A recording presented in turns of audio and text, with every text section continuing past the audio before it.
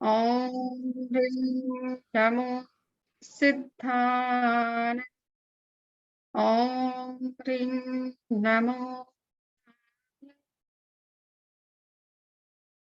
ॐ ह्रीं नमो उपच्छाय।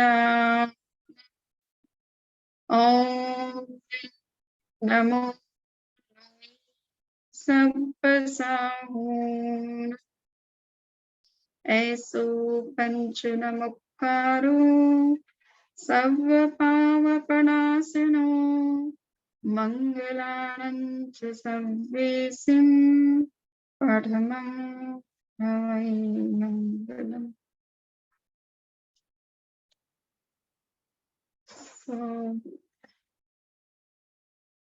भंडारी जी कहाँ है?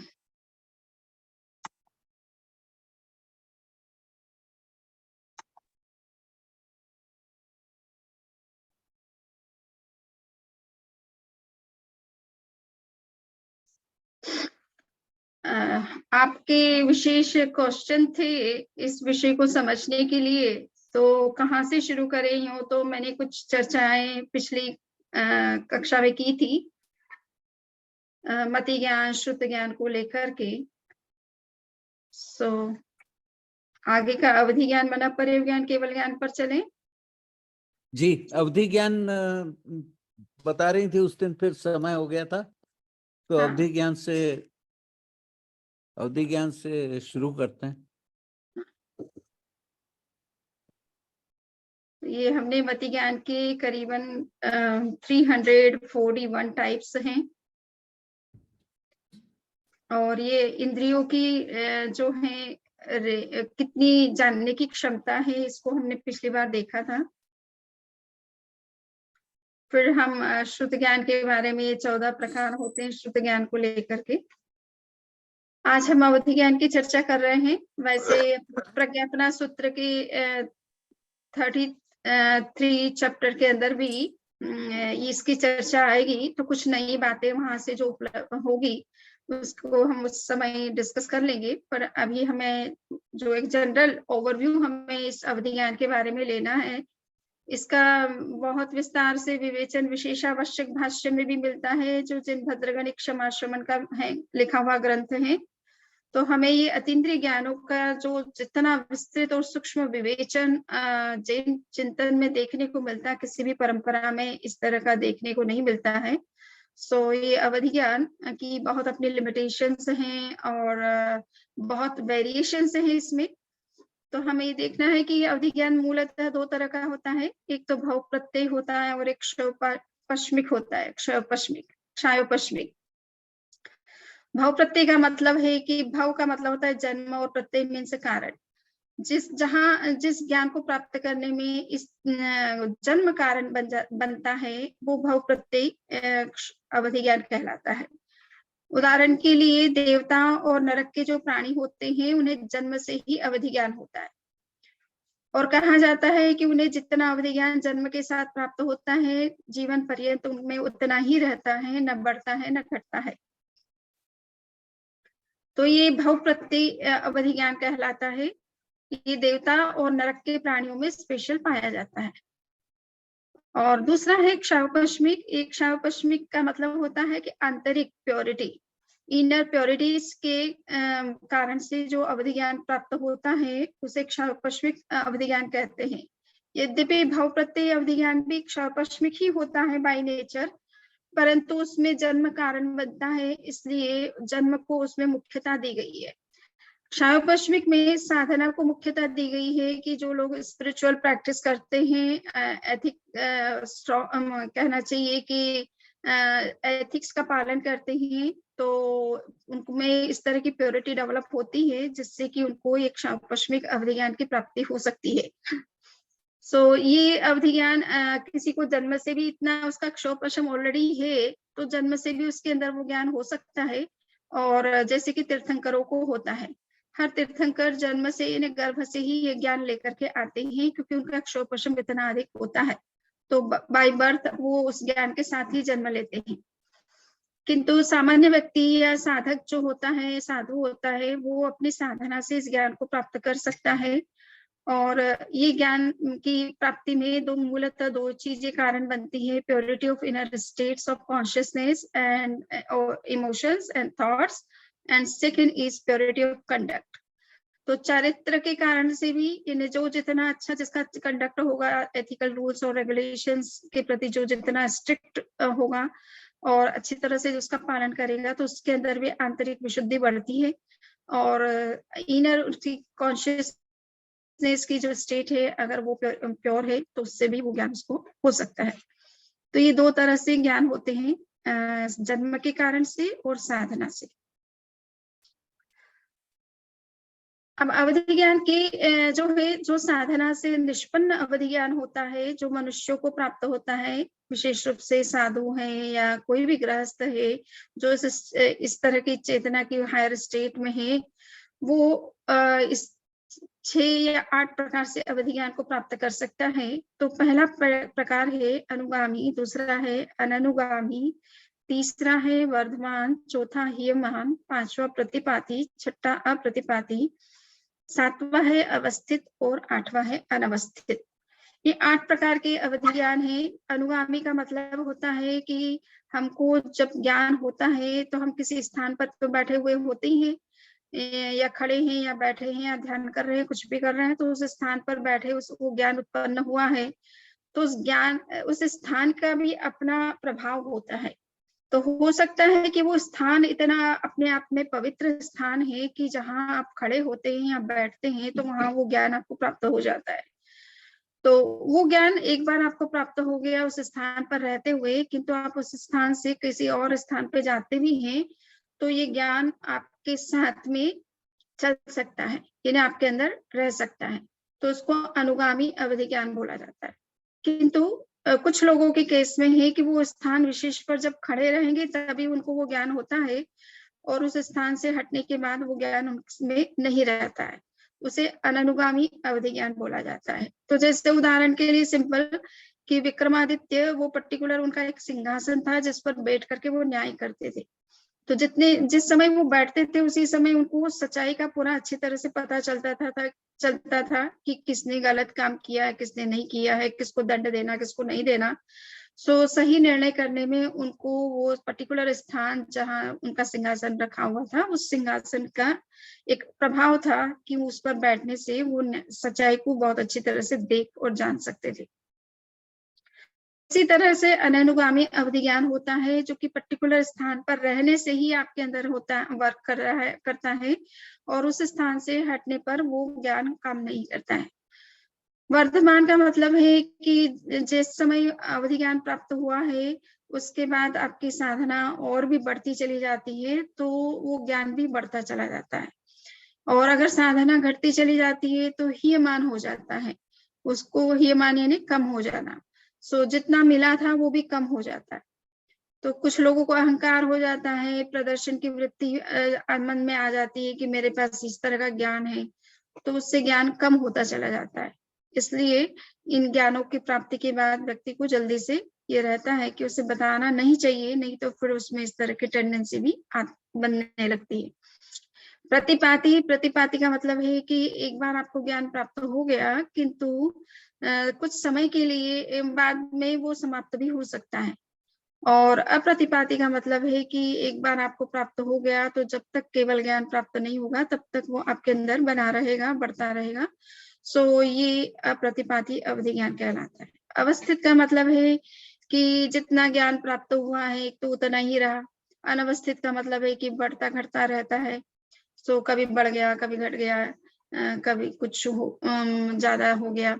सो इस तरह से अनवस्थित जो स्थिति रहती है वो ये 8 प्रकार से साधना करने वाले के ऊपर है कि वो उसकी साधना किस तरह की है और वो ज्ञान उसके अंदर किस रूप में विकसित होता है।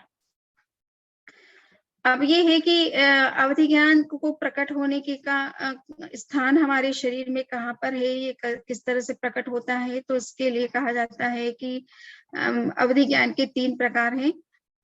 2 प्रकार खास रूप में है, अंतगत और मध्यगत। अंतगत का मतलब है कि किसी भी बॉडी के किसी एक पार्ट से विकसित हो सकता है। सपोज किसी का फ्रंटल पार्ट, बॉडी का जो फ्रंट पार्ट है वो इतना ट्रांसपेरेंट हो जाता है, प्योरिफाइड हो जाता है कि उससे वो ज्ञान प्रकट होने लगता है। तो ये नहीं कि आंखों से वो ज्ञान प्रकट हो रहा है या नाक से हो रहा है या कान से हो रहा है, बॉडी के फ्रंटल पार्ट से ये ज्ञान प्रकट हो सकता है। और नाभि के आसपास या हार्ट के पास कुछ इस तरह के चिन्ह प्रकट होने लगते हैं, जो बहुत ही ऑस्पिशियस, जिनको पवित्र कहते हैं। इस तरह के चिन्ह शरीर के अंदर प्रकट होते हैं, जिससे कि पता चलता है कि ये ज्ञान व्यक्ति के अंदर प्रकट हो रहा है। सेकेंड जो है, तो इसमें फ्रंटल पार्ट से भी हो सकता है, दोनों साइड के पार्ट हैं, लेफ्ट और राइट साइड, तो किसी भी साइड से हो सकता है, दोनों साइड से भी हो सकता है, और बैक साइड से भी हो सकता है। तो फ्रंट से हो रहा है तो आप फ्रंट की चीजों को देख सकते हो, बैक से हो रहा है तो बैक की चीजों को देख सकते हो, साइड में हो रहा है तो जिस साइड में हो रहा है उस साइड के पदार्थों को आप दूर तक देख सकते हो। मध्यगत जो है, मध्यगत की विशेषता ये होती है कि ये जैसे हम अपने सिर पे अगर दिया रख ले तो उस दिए से का प्रकाश चारों तरफ फैलता है, ऊपर नीचे दाएं बाएं चारों डायरेक्शन में जाता है उसका प्रकाश। उसी तरह से जो अवधि ज्ञान सभी डायरेक्शंस में जो भी पदार्थ है उसको दिखाता है, तो उसे मध्यगत अवधि ज्ञान कहते हैं। तो ये मध्यगत अवधि ज्ञान भी हो सकता है, विशेष रूप से जो महापुरुष होते हैं, तीर्थंकर होते हैं, केवल ज्ञानी होते हैं, तो उस तरह की महान आत्माओं के अंदर इस तरह का ज्ञान प्रकट होता है। अनुगामी अवधि ज्ञान की भी 3 कैटेगरीज बताई गई है। अनुगामी का मतलब हमें 3 दृष्टियों से समझना है कि जो ज्ञान उत्पन्न होने के बाद उस नोअर या उस व्यक्ति के अंदर बना रहता है, वो चाहे उस स्थान पर रहे या किसी अन्य स्थान पे चला जाए। तो अन्य स्थान पर जाने का मतलब है कि एक स्थान से दूसरे स्थान चला जाना, ये क्षेत्रानुगामी अवधि ज्ञान कहलाता है। किंतु एक जन्म से दूसरे जन्म में जाने पर भी अवधि ज्ञान कंटिन्यू कर सकता है, जो अनुगामी अवधि ज्ञान होता है, तो उसको भवानुगामी अवधि ज्ञान कहते हैं। इसलिए जैसे सपोज तीर्थंकर आज नर्क से आ रहे हैं या स्वर्ग से आ रहे हैं, तो उनको वहां भी अवधि ज्ञान था, और ये इस जन्म में जब आते हैं तो वो ज्ञान उनके साथ इस जन्म में भी आ जाता है, तो ये भवानुगामी अवधि ज्ञान कहलाता है। और कुछ लोगों का क्षेत्र और भवानुगामी दोनों होता है, तो उसी मतलब तीर्थंकर की जो आत्माएं हैं वो देवलोक में चाहे कहीं भी इस एक स्थान से दूसरे स्थान जा रही है तब भी वो है, और वो एक जन्म से दूसरे जन्म में आ रहे हैं तब भी उनमें वो ज्ञान बना रहता है। तो क्षेत्र भवानुगामी दोनों विकल्प उनके साथ में अप्लाई करते हैं। अवधि ज्ञान जो है, इसके और भी अन्य प्रकार हैं, उसमें देशावधि, परमावधि, सर्वावधि, एक क्षेत्र, अनेक क्षेत्र, इस तरह से भी डिविजन्स नंदी सूत्र में आपको देखने को मिलेंगे। So देशावधि, the clairvoyants capable to have direct access to the material objects which are found in our cosmos only.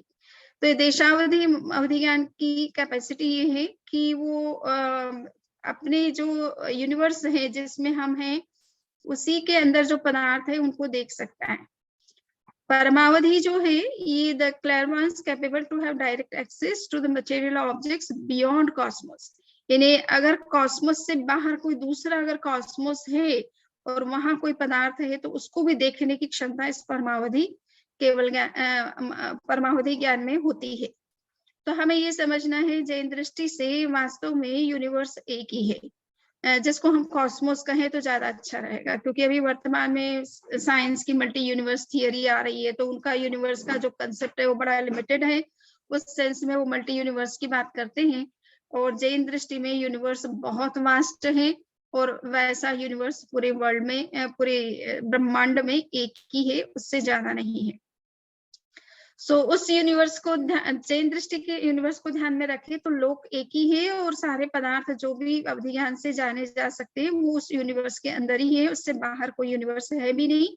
परंतु ये परमावधि की कैपेसिटी बता रहे हैं, कैपेसिटी को समझाने के लिए ये बात कही जा रही है कि उसमें इतनी पावर है कि इस लोक जैसे असंख्य लोक भी अगर हो जाए कल्पना से, कल्पना कर सकते हैं आप, और उसमें जितने पदार्थ की संभावना है उन सबको भी जानने की क्षमता इस अवधि ज्ञान के अंदर होती है। अब वो लोक अगर है ही नहीं और पदार्थ नहीं है तो उसका ज्ञान कुछ नहीं कर सकता है। ज्ञान में जानने की क्षमता अपने में है, किंतु पदार्थ अगर नहीं है तो उसका ज्ञान के संदर्भ में कुछ हमें ज्ञान की अपनी कोई कमी नहीं है, ये पदार्थ की एब्सेंस की कमी है। सो यहाँ पे ये देखना कि परमावधि को जानने की क्षमता बहुत है, बहुत असीम इसकी क्षमता होती है। सर्वावधि, the clairvoyance capable to know the material objects, even if they are available in innumerable cosmos, the parts which are equal to cosmos in size and transcosmos. तो ये परमावधि से ज्यादा सर्वावधि की कैपेसिटी है। परमावधि यानी यूनिवर्स के बाहर अगर कोई दूसरा यूनिवर्स है तो उनके पदार्थों को जान देख सकता है, किंतु सर्वावधि तो ऐसे असंख्य यूनिवर्स अगर हुए तो उसको भी जानने की क्षमता रखता है। एक क्षेत्र ऑब्टेन थ्रू वन पार्ट और चक्र ऑफ बॉडी। एक क्षेत्र अवधि ज्ञान का मतलब होता है कि बॉडी के किसी एक चक्र में या किसी एक पार्ट में ये ज्ञान विकसित हुआ है। अनेक क्षेत्र का मतलब है कि बॉडी के अन्य सारे चक्र हो चाहे पार्ट्स हो, उन सभी में जो ज्ञान विकसित होता है उसे अनेक क्षेत्र अवधि ज्ञान कहते हैं। तो इस तरह से आपने देखा कि अवधि ज्ञान की बहुत सारे वेरिएशंस हैं। यहाँ कुछ बातों की चर्चा हुई है, सभी चीजों की हम बात नहीं कर सकते हैं। देशावधि भी अगर किसी को, एक व्यक्ति को मिला है और दूसरे व्यक्ति को भी अगर देशावधि ज्ञान है तो भी उनमें भी वेरिएशन हो सकता है। तो ये नहीं है कि सेम स्केल होता है या सेम कैपेसिटी होती है, सेम पावर होती है सभी व्यक्तियों की, जिनको कि एक ही प्रकार का अवधि ज्ञान मिला है, इसमें भी बहुत वेरिएशंस हो सकते हैं। अब है मन प्रयोग ज्ञान, जिसे माइंड रीडिंग नॉलेज कहते हैं। वर्तमान में टेलीपैथी के साथ इसकी कंपैरिजन की जाती है। यद्यपि टेलीपैथी में आपको पता तो नहीं होता है कि सामने वाला वही एग्जैक्टली सोच रहा है जो आप सोच रहे हैं, परंतु आप जब आप आपस में बात करते हैं तो आपको पता चलता है कि जो उनके दिमाग में आ रहा है वही आपके दिमाग में भी आ रहा है। सो सेम टाइम में वही बात आपको भी इंट्यूट हो रही है। बट क्लैरिटी जहां तक हो, क्लैरिटी नहीं होती है कि सामने वाले के दिमाग में एग्जैक्टली वही चल रहा है या उसी रूप में चल रहा है जिस रूप में मैं सोचती हूँ। बट माइंड रीडिंग नॉलेज की एक क्षमता होती है कि वो क्लियरली आपकी मेंटल इमेजेस को देख सकता है और बिल्कुल जो कुछ आप सोच रहे हैं एग्जैक्टली उस बात को कह सकता है और पूरी क्लैरिटी के साथ में, सर्टेनिटी के साथ में कह सकता है। सो ये माइंड रीडिंग नॉलेज, चूंकि ये आत्मा से सीधा डायरेक्ट होने वाला मेंटल परसेप्शन, मेंटल इमेजेस का परसेप्शन है। और इस ज्ञान के भी दो प्रकार हैं, रिजु और विपुल, जिसे सिंपल और कॉम्प्लेक्स हम कह सकते हैं। रिजु वाला जो है वो कुछ ही मेंटल मोड्स को देख सकता है और कॉम्प्लेक्स में सारा डिटेल देखने की क्षमता होती है। सो ये दोनों ज्ञान अन्य परंपराओं में, हिंदू परंपरा में स्पेशली इसे परचित्त बोध के नाम से जाना जाता है, योगज प्रत्यक्ष के नाम से जाना जाता है, बुद्धिस्ट परंपरा में न्याय वैशेषिक योग, इन सब में। तो इसे, परंतु इतनी क्लैरिटी, इतना डिटेल और इतना विश्लेषण कहीं भी किसी भी दर्शन में देखने को नहीं मिलता है। जस्ट नाम हम पैरेलल इक्विवेलेंट थोड़े ना देख सकते हैं कि इस तरह का कंसेप्ट थोड़ा बहुत वहां भी देखने को मिलता है। सो ये इस ज्ञान की क्षमता है कि दूसरे के मन के को ये रीड कर सकते हैं, देख सकते हैं कि वो क्या सोच रहे हैं, उनके माइंड में क्या इमेजेस बन रही है, किस चीज के बारे में चिंतन चल रहा है। तो पूरी क्लैरिटी के साथ ये नॉलेज को जानने की क्षमता इस नॉलेज में होती है।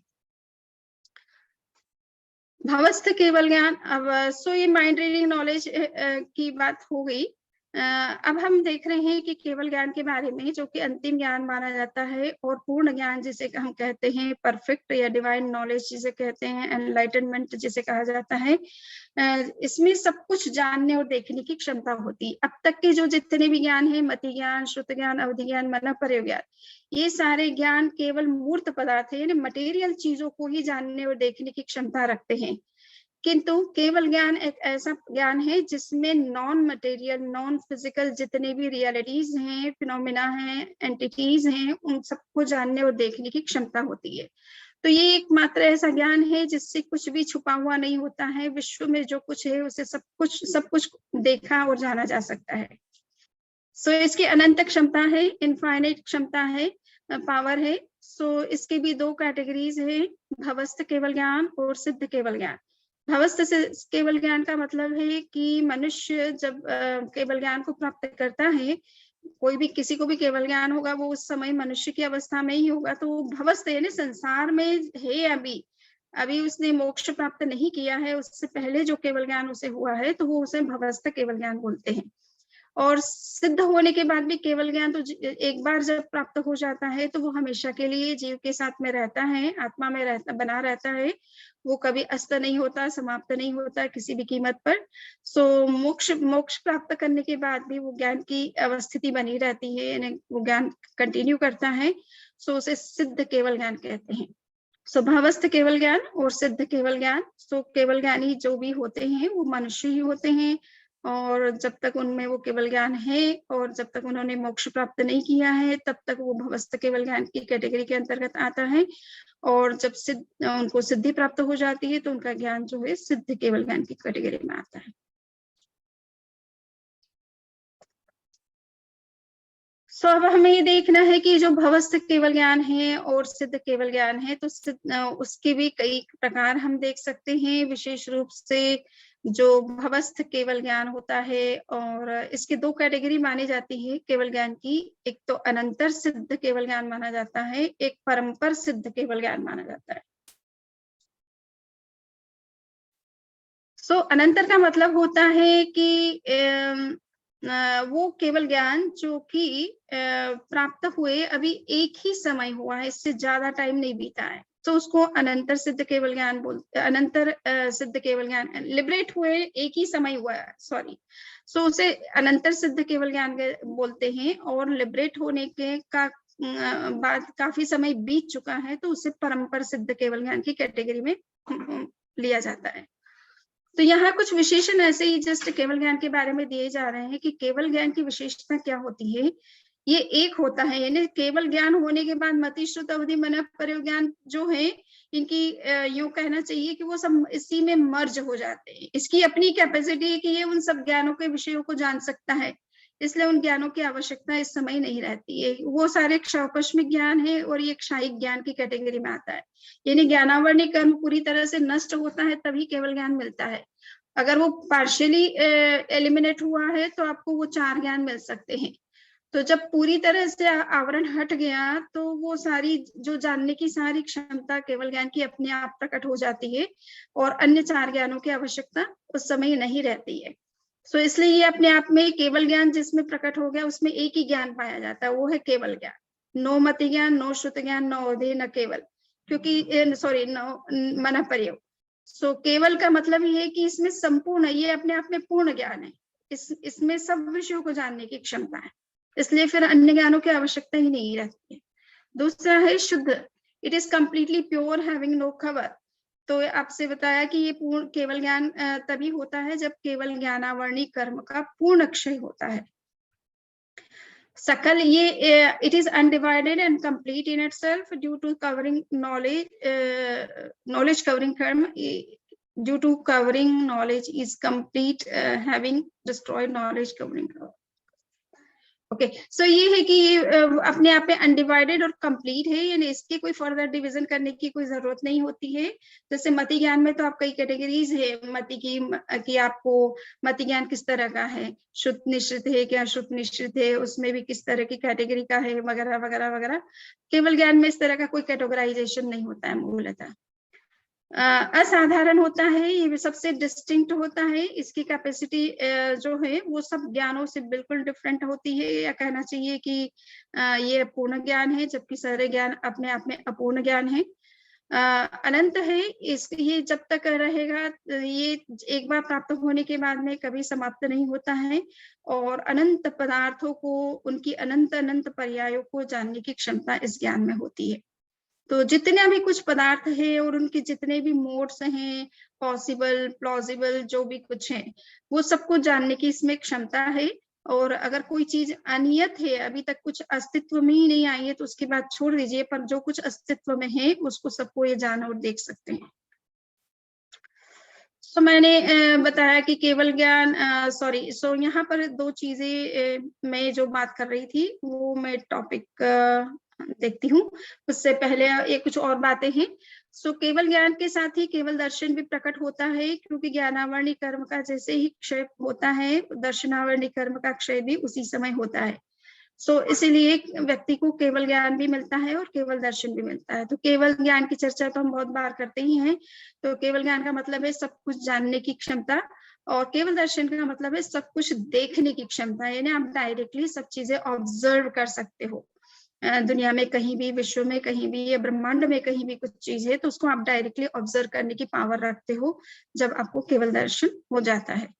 इसको लेकर के आचार्यों के बीच में बहुत विचार चिंतन हुआ है कि केवल ज्ञान और केवल दर्शन, चूंकि दो डिफरेंट उपयोग है, यानी कॉन्शियसनेस के दो एप्लीकेशंस हैं, तो ये दोनों एप्लीकेशंस एक साथ कैसे पॉसिबल हो सकते हैं, क्योंकि सिद्धांत ये कहता है कि एक समय में हमारी चेतना एक ही प्रकार का कार्य कर सकती है, दो तरह के फंक्शन नहीं कर सकती है। सो इस विषय को लेकर के काफी चिंतन हुआ है, और उसमें आप देख रहे हैं आचार्य जिन भद्रगणी है जो 7th सेंचुरी में, जिन्होंने विशेषावश्यक भाष्य ग्रंथ लिखा है, जो दर्शन की दृष्टि से बहुत ही महत्वपूर्ण ग्रंथ है और जिसमें ज्ञान की बहुत विशद चर्चाएं हैं। तो उन्होंने इस बात को माना है कि तीर्थंकरों का चूंकि एक सिद्धांत है कि एक समय में एक ही प्रकार की क्रिया होती है, तो इसलिए दोनों फंक्शन एक साथ नहीं हो सकते हैं। जिस समय केवल ज्ञान हो रहा है उस समय केवल दर्शन नहीं होगा, केवल दर्शन हो रहा है तो केवल ज्ञान नहीं होगा। ऐसा करके उनका ये कहना है कि चेतना हमारी एट ए टाइम एक ही प्रकार का फंक्शन करेगी, दोनों फंक्शन एक साथ पॉसिबल नहीं है। किंतु आचार्य सिद्धसेन दिवाकर हुए हैं जो 6th सेंचुरी में हुए हैं, और जिन्होंने सबसे पहले अनेकांत नाम दिया। अनेकांत थियरी को डेवलप करने का फर्स्ट क्रेडिट जो है सिद्धसेन दिवाकर को जाता है। सो इन्होंने अपने ग्रंथ में, जिनका बहुत प्रसिद्ध ग्रंथ है सन्मति तर्क प्रकरण, और उसमें भी नॉलेज की इन्होंने चर्चा की है और उस पर विचार किया है। तो इन्होंने कहा कि देखिए, केवल ज्ञान और केवल दर्शन जो हैं वो दोनों को हमको अलग अलग नहीं देखना चाहिए, इनको एक ही मानना चाहिए। जब हम ज्ञानावरणी कर्म का क्षोपशम हो गया तो सब कुछ जानने की शक्ति जब जीव में प्रकट हो चुकी है तो देखने की शक्ति तो है ही है उसमें। सो ऐसा करके इन्होंने अभेदवाद का सिद्धांत दिया है। इनका कहना है कि केवल ज्ञान और केवल दर्शन को हमें केवल ज्ञानी के संदर्भ में अलग अलग दृष्टि से नहीं समझ करके एक ही मान करके चलना चाहिए। दोनों मिलकर के एक ही प्रकार का उपयोग हो रहा है, चल रहा है, जिसमें देखने और जानने की क्षमता दोनों तरह की एक साथ मर्ज हो चुकी है। सो साइमल्टेनियस फंक्शन आचार्य मल्लवादी हुए हैं जो 11th सेंचुरी में हुए हैं, और इनका ग्रंथ मेरे ख्याल से नए चक्र है। तो इनका कहना है कि साइमल्टेनियस फंक्शन होता है, मीन्स दोनों उपयोग एक साथ काम करेंगे, क्योंकि दो तरह के कर्म माने गए हैं, ज्ञानावरणी और दर्शनावरणी। सो ज्ञानावरणी के हटने से केवल ज्ञान प्रकट होगा और दर्शनावरणी के हटने से केवल दर्शन प्रकट होगा। तो ये आत्मा के दोनों गुण या चेतना की ये दोनों पावर्स जो हैं वो अलग अलग हैं, और इसीलिए दो तरह के कर्मों की बात कही गई है। सो चूंकि दोनों एलिमिनेट हो गए हैं पूरी तरह से, तो इसलिए दोनों एक साथ फंक्शन करने चाहिए, ऐसा उनका मत है। सो वो साइमल्टेनियस फंक्शन को मानते हैं। तो ये तीन तरह की विचारधारा केवल ज्ञान की और केवल दर्शन के उपयोग को लेकर, यानी उसके एप्लीकेशन पार्ट को लेकर के आचार्यों में देखने को मिलती है।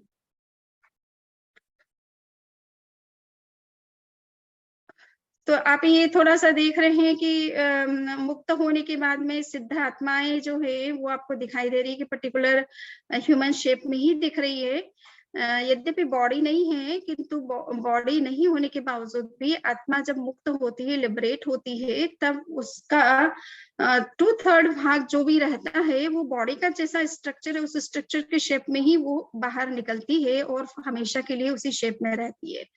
सो फिजिकल शेप नहीं है, ये आत्मा का शेप है, परंतु ये शेप में आत्मा मुक्त होने के बाद में रहती है।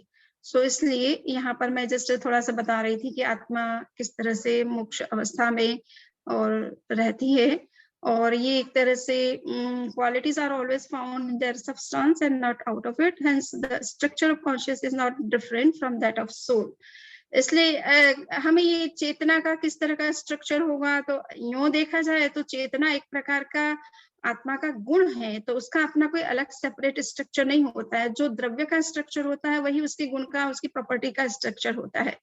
और इसीलिए कहा जाता है कि प्रदेश जो है, आत्मा के प्रदेश आत्मा में जिस तरह से होते हैं, तो प्रदेश की दृष्टि से ज्ञान गुण और आत्मा के प्रदेशों में कोई अंतर नहीं होता है, क्योंकि उन्हीं आत्मा के प्रदेशों में वो ज्ञान पाया जाता है। सो इसलिए उनका एग्जिस्टेंस की दृष्टि से वो एक ही है, वो अलग अलग सेपरेट चीजें नहीं है। Each soul is consisting of the innumerable units, technically known as Atma Pradesh. Like the sun emitting light from all parts, each unit of soul is having the infinite light of consciousness or power of consciousness. In the pure state, the volume of soul remains 2/3 of the total volume of the last body. So ये आपको मैंने अभी बताया इसी. So in the mundane state, soul permeates in its body, and therefore the structure of consciousness is not separate from that of the body. This is the reason why one feels presence of consciousness in its entire body, starting from the toe to the head. तो ये जैन का दृष्टिकोण है कि आत्मा हमेशा संसार दशा में जिस शरीर के अंदर होती है उसी के अंदर स्प्रेड करती है, उससे बाहर नहीं होती है। उसकी देखने की क्षमता पूरे विश्व को है, परंतु इसका मतलब ये नहीं है कि कॉन्शियसनेस वहां जाती है। जैसे सूर्य की किरण निकल करके धरती तक आती है, वैसे कोई हमारी चेतना वहां तक जा रही है, ऐसा नहीं है। हमारी ज्ञान की ये अद्भुत क्षमता होती है कि वो आत्मा के अंदर रहते हुए, शरीर तक सीमित रहते हुए भी देखने की क्षमता, उसकी पूरे विश्व को देखने की क्षमता उसके अंदर होती है। सो ये इंटरनल स्ट्रक्चर ऑफ सेंसेस, और आप ये देख ही जानते ही है, वैसे कुछ नहीं। इंद्रियों का जो स्ट्रक्चर है, फिजिकल स्ट्रक्चर, वो किस तरह का है, और उसी के अंदर वो एपरेटस भी है जिसको कि हम अंतः इंद्रिय कहते हैं या उपकरण इंद्रिय कहते हैं, जिसमें उस शब्दों को या किसी भी चीज को सेंस करने की पावर होती है। और अवधि ज्ञान के स्ट्रक्चर को लेकर के हम बात करें तो अवधि ज्ञान के स्ट्रक्चर बहुत अलग अलग प्रकार के होते हैं। ये देखना होता है कि किसमें अवधि ज्ञान है और किसमें विभंग ज्ञान है। विभंग ज्ञान का मतलब अवधि ज्ञान का ही एक दूसरा नाम है विभंग ज्ञान, जो विशेष रूप से मिथ्यात्व को जब अवधि ज्ञान होता है तो उसे विभंग ज्ञान कहा जाता है। सो जब मिथ्यात्वी है अगर, तो उसके अंदर जब अवधि ज्ञान प्रकट होता है तो उसमें अशुभ चिन्ह प्रकट होते हैं। गिरगिट जैसा नाभि के पास में गिरगिट का आकार बन जाता है, और अगर सम्यक दृष्टि है तो उनके जो आकार है वो बड़े पवित्र आकार होते हैं, ऑस्पिशियस आकार होते हैं। तो जैसे यहाँ पर नाभि के पास शंख का चिन्ह बन जाता है। सो ऐसे अलग अलग बॉडी के पार्ट्स में शुभ चिन्ह बनते हैं जो सम्यक दृष्टि होते हैं और जिनको अवधि ज्ञान होता है। और जो मिथ्यात्वी होते हैं उनको, उनके अंदर भी वो चिन्ह बनते हैं, पर वो प्राय करके अशुभ चिन्ह बनते हैं। सो ये थोड़ा सा डिफरेंस आपको पता चलेगा कि अवधि ज्ञानी में भी अगर सम्यक दृष्टि है और मिथ्या दृष्टि है तो उनके शरीर में वो ज्ञान प्रकट जरूर होता है, किंतु उसकी भी अपने लिमिटेशन है, या वो प्रॉपर्ली मिथ्यात्व में उस तरह से वर्क नहीं करता है जिस तरह से एक सम्यक दृष्टि में करता है। सो ये ज्ञान की अपनी व्यक्ति की दृष्टि से लिमिटेशंस है कि वो सम्यक दृष्टि है तो वो सही उपयोग करता है ज्ञान का और वस्तु को सही ढंग से समझता है, जबकि मिथ्या दृष्टि जो है वो कुछ अन्यथा रूप में भी वस्तु को देख लेता है और उसके अंदर जो चिन्ह प्रकट होते हैं वो भी अशुभ होते हैं, ज्यादा शुभ नहीं होते हैं। सो उसी को हम चक्र कहते हैं योग की भाषा में, करण कहते हैं। जो हमारे बॉडी के पार्ट्स विकसित हो जाते हैं, जहां से अतीन्द्रिय ज्ञान प्रकट होने लगता है, वो स्थान करण या चक्र के नाम से योग जाने जाते हैं। आयुर्वेद में उसे मर्म स्थान कहा जाता है स्पेशल। अवधि ज्ञान, मन परियोग ज्ञान का स्ट्रक्चर आप देख रहे हैं कि हमारी चेतना दूसरे के माइंड को रीड कर रही है। सो बिल्कुल क्लियरली रीड करती है, सारी इमेजेस को क्लियरली देखती है, परसीव ऑब्जर्व करती है। तो ये माइंड से माइंड का एक तरह से कनेक्शन होता है इसके अंदर। और कहा जाता है कि अवधि मानव प्रयोग ज्ञान के द्वारा आप 2.5 द्वीप में जितने भी मनुष्य हैं उन सबके विचारों को जानने और देखने की क्षमता रख सकते हैं। सो 2.5 द्वीप बहुत बड़ा द्वीप है, केवल आपका ही लोक नहीं। 2.5 द्वीप कितना बड़ा है आप जानते भी हैं। सो 2.5 द्वीप के अंदर जितने भी क्षेत्र है, 32 से 42 जितने भी क्षेत्र है, उनमें जितने भी मनुष्य है उनकी मन के विचारों को जानने और देखने की क्षमता होती है। और तीर्थंकरों के संदर्भ में कहा जाए तो वो सपोज देवता स्वर्ग में हैं तो उनके मन की क्या बात है और मन से क्या कम्युनिकेशन कर रहे हैं, तो उससे भी वो जान देख सकते हैं। जनरल व्यक्ति जो है वो 2.5 द्वीप के अंदर के जो मनुष्य होते हैं उनके मन के विचारों को जानने और देखने की क्षमता रखते हैं। और काल की दृष्टि से देखा जाए तो अतीत के भी लोगों के विचारों को जान सकते हैं, फ्यूचर में कुछ लोग हैं तो उनके विचारों को भी जान सकते हैं। तो ये डिपेंड करेगा कितनी प्योरिटी है उसके अंदर और ये नॉलेज किस लेवल पर उनमें डेवलप हुआ है। ओके, सो अब लास्ट जो हम देख रहे हैं कि ज्ञेय की दृष्टि से, चूंकि यहाँ पश्चिम में जब विचार किया गया ज्ञान के ऊपर, तो ये देखा जाता है कि ऑब्जेक्ट ऑफ नॉलेज के साथ नॉलेज का क्या कोरस्पॉन्डिंग है और कितना उसमें कितने ऑब्जेक्ट्स को या किस सीमा तक उसको जानने और देखने की क्षमता है अपने विषय को। तो समय की दृष्टि से, स्पेस की दृष्टि से, मोड्स की दृष्टि से और सब्सटेंस की दृष्टि से, ये 4 दृष्टियां हैं। हम कितने पदार्थों को जान सकते हैं, उनकी कितनी पर्यायों को जान सकते हैं, किस काल तक के पदार्थों को जान सकते हैं और किस देश तक के पदार्थों को जान सकते हैं। तो ये 4 दृष्टियों से भी विषय की चर्चा की गई है नंदी सूत्र के अंदर। तो आप ये देख रहे हैं कि मति ज्ञान जो होता है, it can know indirectly all the objects but not all the modes. मति ज्ञान हमारा जो सेंसरी नॉलेज है, इसमें सभी पदार्थों को जानने और देखने की क्षमता तो है, किंतु सभी पर्यायों को, सारे मोड्स जो होते हैं वो सभी को जानने और देखने की क्षमता इसकी इतनी नहीं होती है। सो ये कुछ मोड्स को तो देख सकता है, किंतु सारे मोड्स को देखने वाली या जानने वाली क्षमता इसके अंदर नहीं होती है। So articulate knowledge, it can know all the objects and all the modes, but through textual study. जहां तक श्रुत ज्ञान की बात है, तो श्रुत ज्ञान के द्वारा आप सभी पदार्थों को जान और देख सकते हैं, सभी पर्यायों के बारे में जान और देख सकते हैं, किंतु डायरेक्ट नहीं, परसेप्शन आपको इस ज्ञान में नहीं होता है। आप किसी टेक्स्ट के माध्यम से, किसी स्कॉलर्स के माध्यम से या किसी डिवाइस के माध्यम से कुछ सुन करके, पढ़ करके आप इन चीजों के बारे में या पर्यायों के बारे में जान सकते हैं। इस हमारी जैन परंपरा में 14 पूर्व की बात आती है और एक एक पूर्व में इतना गूढ़ ज्ञान था, जिस ज्ञान को प्राप्त करने के बाद में व्यक्ति श्रुत केवल कहलाता है। 14 पूर्व को जो पढ़ लेता है और जान लेता है पूरी डिटेल से, उसको 14 पूर्वी कहा जाता है, 14 पूर्वी कहा जाता है। तो वो एक प्रकार के स्कॉलर ही होते हैं, उनका ज्ञान केवल ज्ञानी के बराबर सा हो जाता है, किंतु फिर भी वो डायरेक्ट नहीं है, वो टेक्स्ट के माध्यम से है। क्लैरवॉयंस जो है, उसका जानने की क्षमता क्या है? It can know directly minimum, infinite and maximum all the material entities. अवधि ज्ञान के द्वारा आप संपूर्ण ब्रह्मांड में जितनी भी मटेरियल एंटिटीज हैं, ऑब्जेक्ट्स हैं, उन सबको जान देख सकते हैं, परंतु सारी मोड्स को, मतलब मैक्सिमम ये सारे मटेरियल्स को देख सकता है। और यस, तो ये डिपेंड करेगा कि उसमें कितना लेवल, किस डिग्री में वो ज्ञान डेवलप है, कितनी दूर तक वो जान देख सकता है। तो उसमें भी कई वेरिएशंस होते हैं, सभी को समान रूप से और इक्वल प्रोपोर्शन में ज्ञान नहीं होता है। माइंड रीडिंग नॉलेज है, ये सिंपल माइंड रीडिंग है, can know directly infinite thoughts. complex mind reading can know them with more quantity and clarity. So ये simple जो होता है, उसमें कुछ मोड्स को, मेंटल इमेजेस को देखने की क्षमता होती है और बहुत ही जनरल सेंस में होती है, किंतु कॉम्प्लेक्स में बहुत डिटेल में और बहुत स्पेसिफिक जो है नॉलेज होता है, हमारे जो भी थॉट्स हैं, मेंटल जो भी इमेजेस है, उनके बारे में। Omniscience, it has direct access to all the material and non-material objects with their all the modes. So ये इसकी क्षमता सभी पदार्थों को, विश्व का कोई भी पदार्थ इससे जो कहना चाहिए अछूता नहीं रहता है, हर पदार्थ, हर तरह के पर्याय को जानने की क्षमता इसमें होती है। सो यही एक ऐसा ज्ञान है जो संपूर्ण ज्ञान होता है। अब ये है कि स्पेस की दृष्टि से आप देखिए तो हमारा जो मति ज्ञान है, it can know indirectly all the objects but not all the modes found anywhere. So ये है कि पूरे ब्रह्मांड में कहीं भी कोई भी चीज है, आप इसको, ये सब पदार्थों को जान तो सकता है, बट सेंसरी लेवल पर आप सुन करके, किसी से जान करके आप उन चीजों के बारे में जान सकते हैं।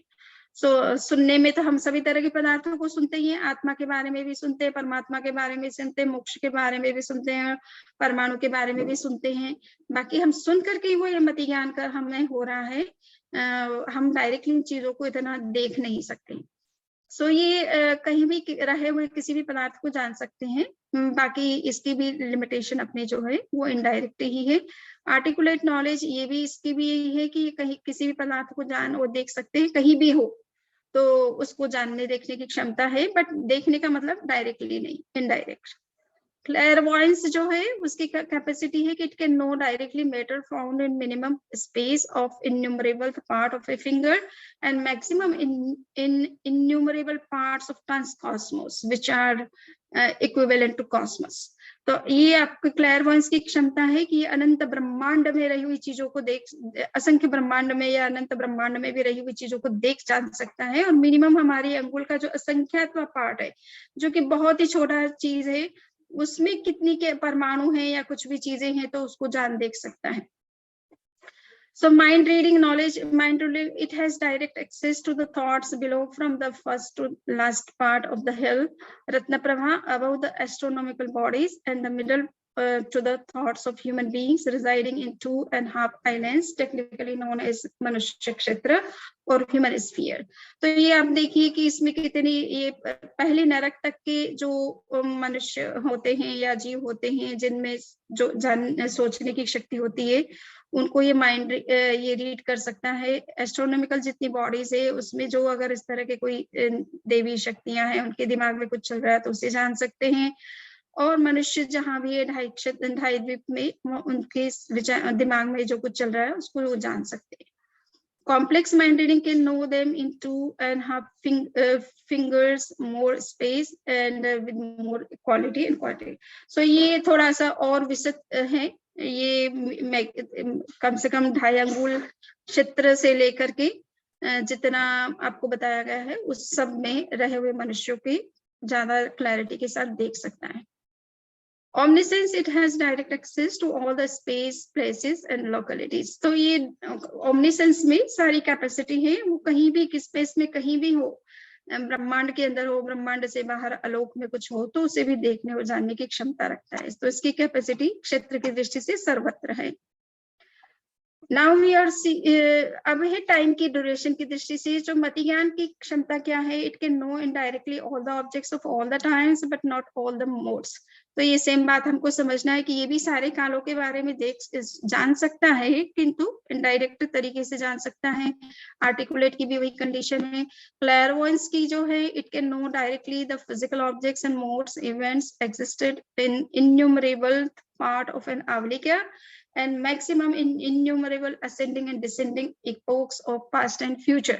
So ये असंख्य उत्सर्पिणी और अवसर्पिणी कालखंड में रहे हुए पदार्थों के बारे में मैक्सिमम जान और देख सकता है।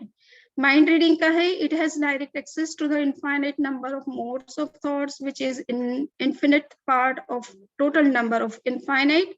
Complex mind reading can know them in more quantity and with more clarity.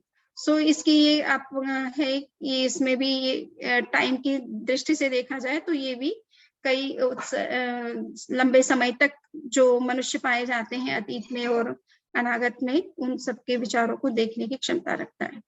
और ओमनिसेंस का तो है ही है कि किसी भी काल की बात आप इनसे पूछ सकते हैं, आगे के फ्यूचर के बारे में जो बातें डिसाइडेड हैं, डिटरमिनेट हो चुकी हैं, उनको ये देख सकता है। सो इसकी कैपेसिटी अनंत है। और नाउ लास्ट है कि मोड्स के बारे में, तो मति ज्ञान की क्षमता है कि ये कुछ ही मोड्स को देख सकता है, सारे मोड्स को नहीं देख सकता है। आर्टिकुलेट नॉलेज की बात है जहां तक ये सारे मोड्स को जान सकता है, पर टेक्सचुअल स्टडी के थ्रू जान सकता है। क्लेयरवॉयंस जो है, it can know directly minimum and maximum infinite modes of the physical entities. और माइंड रीडिंग जो है, ये innumerable modes of others mind उसको जान सकता है। ओमनिसेंस में सारे प्रकार के मोड्स को जानने की क्षमता होती है। तो ये आपने देखा कि किस तरह से द्रव्य, क्षेत्र, काल और भाव की अपनी हर ज्ञान की अपनी क्या लिमिटेशंस है या क्या स्ट्रेंथ है उसमें। अब ये थोड़ा सा हम देख रहे हैं कि परवर्टेड और एरोनियस और इनवैलिड कॉग्निशन। जैनिज्म में ये भी कहा गया है कि सारे ज्ञान सत्य नहीं होते हैं, कुछ ज्ञान असत्य भी होते हैं, जिन्हें मिथ्या ज्ञान कहा जा की कैटेगरी में डाला गया है। स्पेशली जो मिथ्या दृष्टि लोग होते हैं उन्हें सत्य पूरी तरह से पता नहीं भी चलता है। सो इसलिए उस आधार पर, मिथ्या दृष्टि व्यक्तियों के आधार पर ज्ञान को अज्ञान कहा गया। यद्यपि ये ज्ञान ही है परंतु ये अज्ञान है, क्योंकि परवर्टेड नॉलेज है। ये प्योर ऑब्जेक्ट के बारे में जो जानकारी सही होनी चाहिए वो इस ज्ञान, इन ज्ञानों के माध्यम से हमको नहीं मिलती है। सो इसलिए ये परवर्टेड नॉलेज के अंदर, मिथ्या ज्ञानों के अंदर आते हैं। तो मति ज्ञान भी, मिथ्या ज्ञान, मिथ्या दृष्टि व्यक्ति को मति ज्ञान हो सकता है, शुद्ध ज्ञान भी हो सकता है और अवधि ज्ञान भी हो सकता है। ये तीनों तरह के ज्ञान जो है, मति अज्ञान, श्रुत ज्ञान और विभंग ज्ञान के नाम से जाने जाते हैं। और ये लॉजिकल पीरियड में ये देखा गया था कि आप पदार्थ को जानने की, यानी आपका ज्ञान अगर पदार्थ के साथ करस्पॉन्ड करता है तो वो यथार्थ ज्ञान है। किंतु आगम युग में ये नहीं देखा गया था कि ये बात तो मेन थी, परंतु मूल बात तो ये भी देखी गई थी कि वो व्यक्ति सही है कि नहीं। अगर वो ऑथेंटिक व्यक्ति है जिसका नॉलेज के ऊपर विश्वास किया जा सकता है, वो सम्यक दृष्टि हो सकता है। मिथ्या दृष्टि के ज्ञान में संशय बना रहता है। इसलिए मिथ्या दृष्टि के ज्ञान को हम जो है वो परवर्टेड नॉलेज या अज्ञान की कैटेगरी में लेते हैं। उसके आधार पर हम विश्वास पूरी तरह से नहीं कर सकते हैं। दर्शन के क्षेत्र में जब दर्शन का युग आया, जो कि 2nd सेंचुरी से शुरू होता है, उससे पहले कैनोनिकल यानी आगम युग चल रहा था। तो आगम युग के अपने कुछ क्राइटेरिया है, दर्शन युग के अपने क्राइटेरिया है। तो दर्शन युग में ये देखा गया कि पदार्थ के साथ किसी का भी नॉलेज अगर कोरस्पॉन्ड कर रहा है तो वो उसको राइट नॉलेज की कैटेगरी में लेना चाहिए, उसे रॉन्ग नहीं। तो इसलिए, और जिन ज्ञानों में हमें स्पष्टता नहीं मिलती है या कोई तरह का डाउट रहता है या कोई रॉन्ग इंफॉर्मेशन मिल रही है, तो उन्हीं को हमें इनवैलिड नॉलेज के अंदर लेना चाहिए। अध्यवसाय, अनध्यवसाय एक प्रकार का ज्ञान माना गया है, जिसमें कि आप किसी ऑब्जेक्ट को देख तो रहे हैं किंतु उसके बारे में आपको कुछ क्लैरिटी नहीं है कि व्हाट इट इज।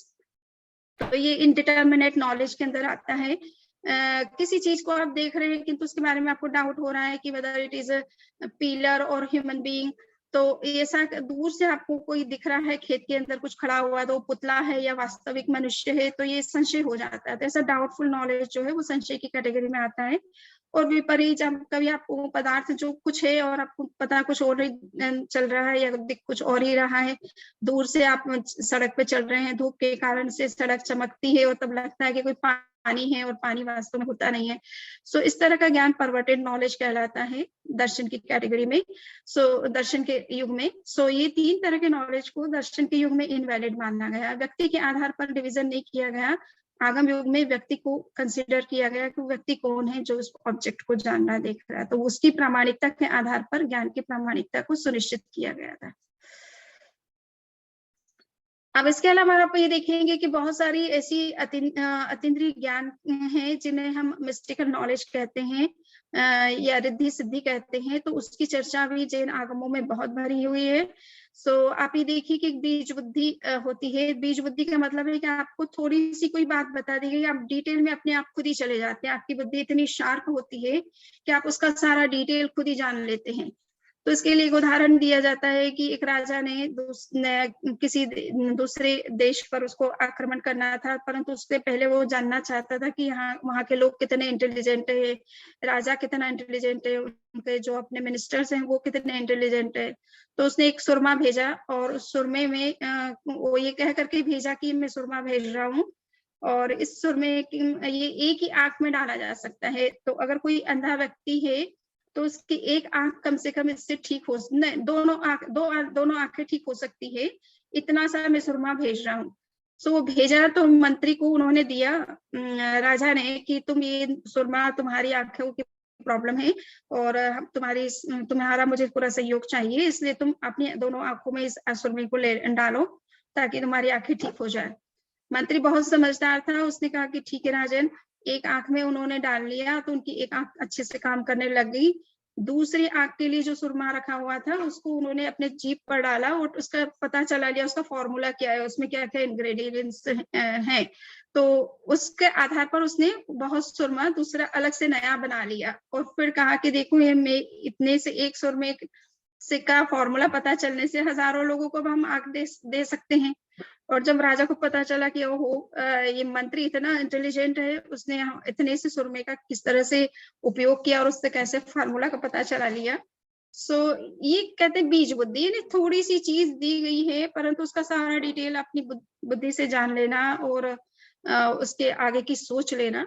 तो ये है कोष्ठ बुद्धि होती है कि आपको एक बार किसी चीज ने बता दी गई है, वो हमेशा के लिए इनग्रेंड हो जाती है माइंड में, डीपली इम्प्रिंटेड हो जाती है, फिर कभी भूलता ही नहीं व्यक्ति जीवन भर। तो ऐसी कोष्ठ बुद्धि जिसे कहते हैं कि मेमोरी बहुत शार्प है उसकी, एक बार ही बताना पड़ता है, ज्यादा बार उसे कुछ कहना नहीं पड़ता है। संभिन्न श्रोतोपलब्धि होती है, इसका मतलब होता है कि हमारे शरीर में अगर हम इस तरह के प्योरिटी डेवलप कर लें तो पूरे शरीर से आप पांचों इंद्रियों का काम ले सकते हैं। आंखों से ही देखने का काम नहीं होता है, अंगुली से भी देख सकते हो, इससे भी स्मेल कर सकते हो, इससे भी टेस्ट कर सकते हो, इससे भी हियर कर सकते हो। तो हियरिंग इससे भी पॉसिबल है। तो everything you can do from each part of your body. तो ऐसी आप बॉडी को डेवलप कर ले तो ये संभिन्न श्रोतोपलब्धि एक होती है। संभिन्न का यहाँ पर एक और मीनिंग है, श्रोतोपलब्धि नीचे दे रखा है, इसी को आपको समझना है जो मैं अभी बता रही हूँ। वैसे इसको संभिन्न श्रोतोपलब्धि कहते हैं, एक ही वर्ड। एंड पदानुसारी, पदानुसारी का मतलब है कि आपको एक शब्द बता दिया, टेक्स्ट का एक लाइन समझा दिया और then you can know the whole text by yourself. Okay, so एक पद से सारा टेक्स्ट समझ रहे थे। आचार्य श्री महाप्रज्ञ जी की बहुत बड़ी कैपेसिटी थी, वो 500 पेज का ग्रंथ हाथ में लेते हैं, उनको पूरी ग्रंथ में सारपूर्ण बात क्या, नई बात क्या है उनके जानने के लिए वो उसी पेज को खोलते थे। सो ऐसे, और एक शब्द से वो पूरे ग्रंथ का सार समझ लेते थे। अवधान विद्या, ये तो हमारे सुरेंद्र जी पोखरना साहब बहुत ही इसकी चर्चा करते हैं। सो मुनिश्री महेंद्र कुमार जी के पास में शतावधान की शक्ति है, वो पहले प्रयोग करते थे, आजकल अब इस ओल्ड एज में नहीं करते हैं इतना, बट ये अवधान की शक्ति है जिसमें आप उनको 100 क्वेश्चन दे दो, 1000 क्वेश्चन दे दो, उनकी मेमोरी में वो रहता है और जो भी आप आंसर चाहे वो टाइम दे सकते हैं। सो ये अद्भुत क्षमताएं होती हैं जिनका विकास मनुष्य कर सकता है, और ये ऐसी चीजें हैं जिनका विकास करना आम व्यक्ति के लिए भी इजी है, कठिन नहीं है, बट हाँ साधना चाहिए, अभ्यास चाहिए, डेडिकेशन चाहिए सब चीजों में। सो इसी के साथ मेरी बात संपन्न हो रही है। आप किसी के कोई क्वेश्चन है तो कर सकते हैं।